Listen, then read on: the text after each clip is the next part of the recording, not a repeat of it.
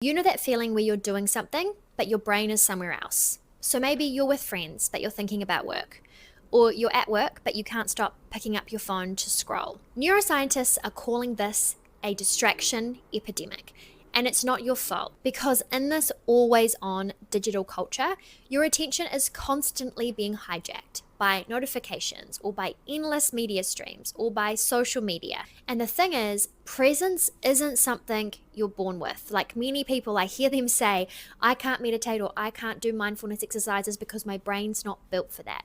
No, it's just that you've been training distraction and not focus. And today I want to teach you how you can bring back your attention and focus. My name is Kelsey, and thank you for joining me on my YouTube channel. Just quickly, I'm very new here, so if you're liking these videos and if you want to follow along and subscribe and like and comment, I'd be very grateful, and then I can feel motivated to continue making you more content. So my fiance died unexpectedly 4 years ago, and learning how to come back to the present moment consistently was one of the biggest shifts in my healing. So before we get into the tips, I want you to reframe the way you think about focus and think of it instead like it's a muscle that you need to train. If you constantly interrupt it through multitasking or social media or notifications, you are training your brain to always be distracted. But if you practice returning your awareness to the present moment every day, even for a few minutes every day, you're training that presence muscle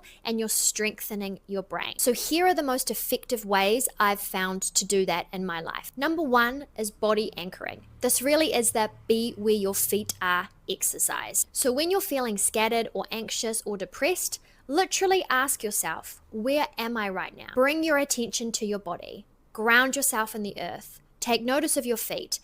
Deep belly breaths and scan up and down your body a few times. This works because it activates your somatosensory system, pulling you out of overthinking and back into your physical awareness, because your brain can't be fully in your body and then also spiraling in thought at the same time. Even just 30 seconds of this can help completely reset your nervous system. Number two, my favorite, I swear by meditation. And so many people say to me, meditation just isn't for me. But I'm telling you, meditation is life-changing and it is for everyone. The point of meditation is not to stay focused for 30 minutes. And if you don't do that, then you've failed. No. The point of meditation is to notice when your focus drifts and to bring it back. Thinking about it like you're in the gym doing one rep. So if you do a 30-minute meditation and your focus drifts 100 times, that's 30 reps of bringing your brain back to the present moment. The more reps you do, the stronger that neural pathway for focus, attention, presence will become. Neuroscience shows that this builds your prefrontal cortex, which is responsible for not only your attention, but also your decision making and your emotional regulation. You can start small, even just 2 minutes a couple of times a day. Sit with your eyes closed and focus on either your breath or a mantra. My mantra is the word Satya.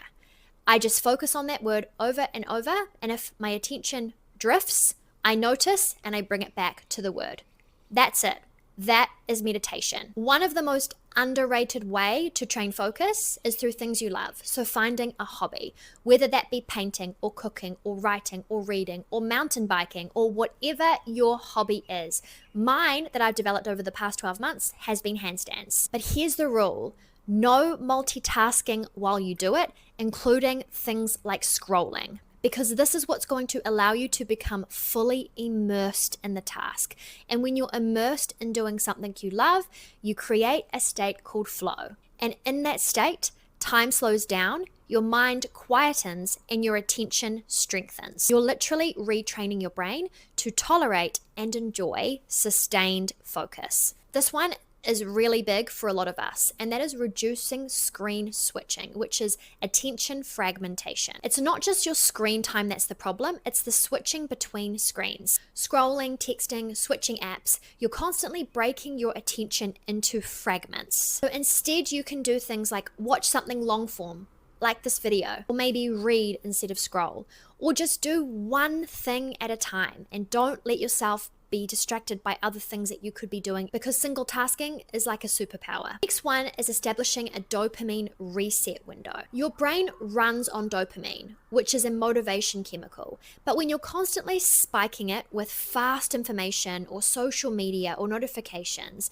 everything else in your life starts to feel boring because your brain is craving that equilibrium after being spiked. A simple fix for this is to create a dopamine reset window. So maybe you don't pick up your phone for the first hour or two in the morning, or put it down before bed the last hour or two before you sleep.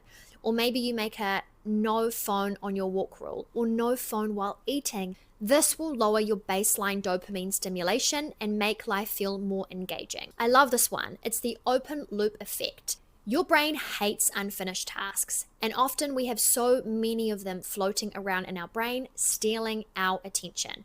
Think of it like Chrome and having 20 different tabs open. I know I'm guilty of that. Your brain hates it. It completely drains your focus. So a quick fix for this is to sit down and write all of the open tabs, all of the to-dos that you need to complete. And then if you can, close out as many as possible. For the ones you can't close out instantly, schedule a time to close them out. When you feel subconsciously like you've got things under control and you've got that right information captured, you'll be able to let go and stop ruminating on it. And instead, you'll be able to focus on what's going on in the present moment. And finally, find micro present moments in your life. You don't need to overhaul your life. Presence can be built in the tiny moments. So maybe it's in the shower, closing your eyes, taking a deep belly breath, and recognizing everything you can feel, smell, touch, taste, see. Maybe you might do the same thing after a really hard workout, a run on the treadmill.